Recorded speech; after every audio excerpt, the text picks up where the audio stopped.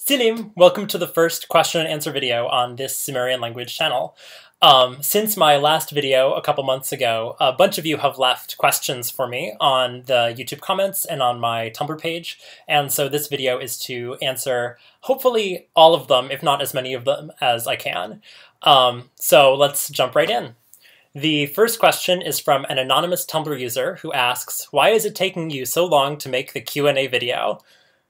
Yeah, well, here it is. The real reason is that this project is a labor of love. I do this because I love to do it, but I don't make anything from it. The YouTube videos aren't monetized, no one is paying me or sponsoring me, which means that sometimes my work life and my personal life have to take priority. So that's why there was a delay between the last video and this one. Hopefully the delays will be shorter between this video and the next few, but I make no promises because who knows what will come up in my life. The next question is one which I got from several different people, mostly via YouTube. YouTube user Ethan Fields, for example, asks, "Where do you learn this?" Jacopo Stringara asks, "How did you get into Sumerian? Did you study it all on your own?" And there were a couple other questions that were along the same vein. So to give you a little background on me, I've been interested in and studied ancient languages for quite a few years. My official training is in classics, particularly in ancient Greek.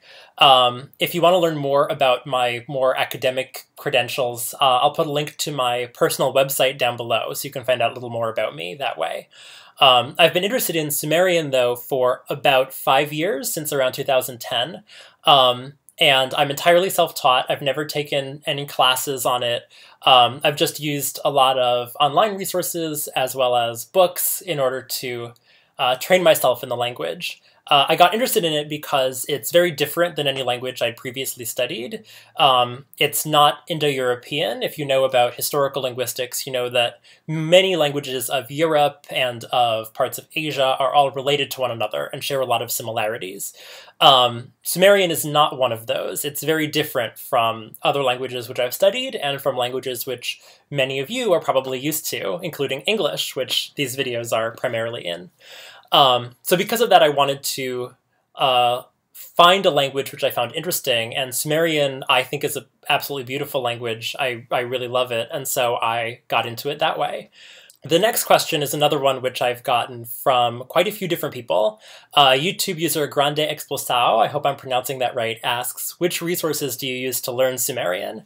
Thorn Pleiades asks, "What are your sources?" There were a couple other questions that were in this vein. One reason why I started this project is because I didn't think there were really good, easy to use particularly, sources online available for everybody. That said, I can point you to a few resources. The most useful free online resource is probably the electronic Pennsylvania Sumerian Dictionary, which I'll link to below. It's an incredibly comprehensive dictionary of Sumerian words and cuneiform symbols, which I find totally indispensable in making these videos and in learning the Sumerian language. One thing is that it can be a little difficult to use. Its interface is not that self-explanatory. And it can be hard to look up words if you're going from English to Sumerian, as opposed to Sumerian to English, for which it's probably the best resource available anywhere. There are several resources which are linked to via a website called Lexicity. Lexicity has links to resources for a number of ancient languages, including Akkadian and various others. So if you go to the Lexicity website, which again I'll put a link to below, you can find various resources. They tend not to be very comprehensive. They tend to have some basic information, but not have a lot of vocab, a lot of grammar to really help you get into the language. So hopefully these videos are useful for that as well. If you're willing to make more of an investment, there are a couple books that I have next to me that I can recommend. The first is the Sumerian Lexicon by Halloran. It's really, really useful if you are trying to learn a lot of Sumerian vocabulary. The way that it's less useful is if you're trying to go from English to Sumerian. You really have to pretty much read the whole dictionary in order to get a sense of what the vocab is and to be able to find the appropriate words. That said, it's really, really useful. I've referred to this book so much, both when creating posts for my Tumblr blog and when making these videos, so I do recommend it. The next book is probably the most important one that I've used. It is Sumerian Grammar by Edzard. It's a really small book, my little black Sumerian book, and it is so comprehensive. It has pretty much all of the Sumerian grammar which is known to academics, but in a pretty easy-to-use way. It's all sorted by grammatical feature, and it gives examples. It's really, really useful. The one problem is that it's very expensive. For such a small book, it's pretty pricey. I think a new copy costs more than $100, and used copies can be really hard to find. So I recommend this book if you are willing to put in a pretty hefty investment. I would say that this is a good book to use. All of these resources will be linked to below, including a post I made earlier this year, which has links to these two books. Hopefully you'll be able to track them down if that's what you're looking for. The next couple questions are about this video series. One is from YouTube user, again, sorry if I mispronounced this, Sviatoslav Rurikovich, who asks, could you please do a reading of a Sumerian text, like the Sumerian creation myth, or the Sumerian king list, perhaps?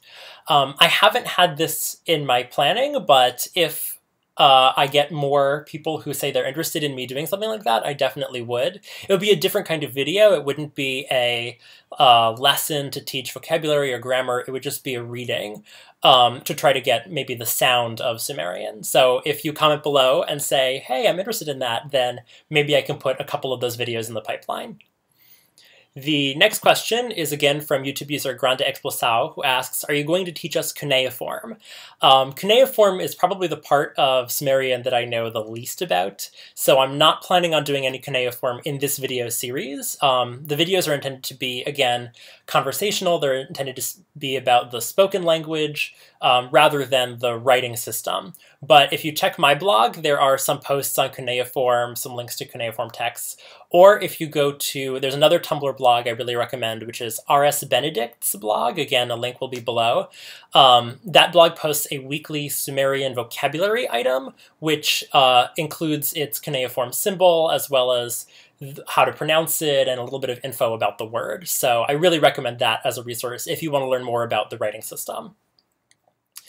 The next question is from YouTube user UV, who asks, what does the letter mean that I see next to your name, my avatar? So if you have noticed on both the video channel and on my blog, there's an avatar which is a cuneiform symbol, and that's the word eme.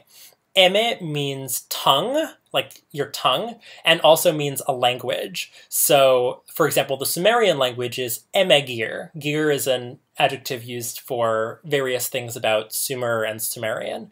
So I decided that the word Eme, language, was an appropriate avatar for a project about the Sumerian language. The next question is from an anonymous Tumblr user who asks, can you explain the meaning of ninggude Emegira esham, a phrase that appears in your videos? So if you have watched my main video lessons, you'll notice that at the start of each one, I have a little sentence, ninggude Emegira something am. That sentence means literally, this is Sumerian lesson number such and such. So I'll break it down. The word ne or neen means this. It's a little different from the English word this, which we use to refer to all sorts of things, to objects, to ideas, really anything we can refer to with this. But ne is more restricted. It can be used to refer to something like a statement, sort of how we in English might use the aforementioned. It can also be used to refer to a concept or a situation. So it's that last meaning in which I use it to refer to this video, this current going on. The next word is ninggude. Ninggude means lesson. Emegir is, as I said in answer to the last question, the Sumerian language, and the ah sound is the genitive case marker. We'll talk about genitive cases in an upcoming video, but in this case it pretty much means of. So ninggude Emegira means lesson of the Sumerian language. After that is a number. So for the first video, it was dish, meaning one or first. For the second video, mina. For the third, esh, etc. There'll be, again, an upcoming video about numbers and the number system in Sumerian, but if you want to get a preview, you can watch each of the videos and figure out what number I've used, and that way learn the first few numbers in Sumerian. For now, the numbers 1, 2, and 3 are dish, mina, esh. And finally, there's which in lesson number 2 we learned means is. So altogether, ne, this, ninggude Emegira, lesson of the Sumerian language, then a number is, meaning this is Sumerian language lesson number whatever. Hope that was clear and answers your question. The next question is from Tumblr user Mumukingu, who asks, can you paint a picture of some of the ecology or landscapes besides city architecture and layout? Like, was ancient Sumer desert? Was it plentiful grassland, etc.? So you could probably write an entire book on this topic. To give a little bit of background, Sumerian was spoken in an area called Mesopotamia, which means between the rivers, the two rivers being the Tigris and the Euphrates. This area today we know as Iraq, Kuwait, and some nearby areas. We have sort of a stereotyped view of this part of the Middle East as being very desert-like, as just being sort of a flat desert, which really isn't the case. The valleys of the Tigris and the Euphrates are also known as the Fertile Crescent because the area is incredibly fertile and lush, and particularly was during the ancient period. The primary area where Sumerian was spoken was in the valleys of these rivers, which are a floodplain as their primary biome, sort of like the Nile River area, which is also a floodplain. In ancient Egypt, it was that civilization was founded on that floodplain. In addition, there were, of course, deserts surrounding it, but also other ecoregions. Parts of southern Iraq and Kuwait are more swamp-like, and Sumerian was even spoken in areas of northern Iraq and neighboring Iran, which are much more mountainous. So rather than having a single landscape and a single biome, Sumerian was really spoken in a pretty wide area that had quite a few different biomes within it. In some upcoming lessons, hopefully, there'll be some vocabulary and some concepts related to this about geography, about animals, plants, and food. And from all of those, you can get more of a sense of the ecology and of the environment in which Sumerian was spoken. So stay tuned for those. Finally, this is not really a question, but Tumblr user Mumukingu also asks, thank you very much for the work you put into this and for posting as much as you do. There were several of the messages that were like this that were really awesome and encouraging, and I just want to say thank you to everybody who asked a question, who sent me a message like this. I really appreciate it. It's messages like this that motivate me to keep doing the project. They show me that there's a lot of you out there who are really interested and really want these resources and this information about the Sumerian language. So thank you again. And with that, thank you so much again for submitting your questions. If I didn't answer your question, definitely leave it in the comments below or send me an ask on Tumblr and I'll do my absolute best to answer it. Until next time, Selim!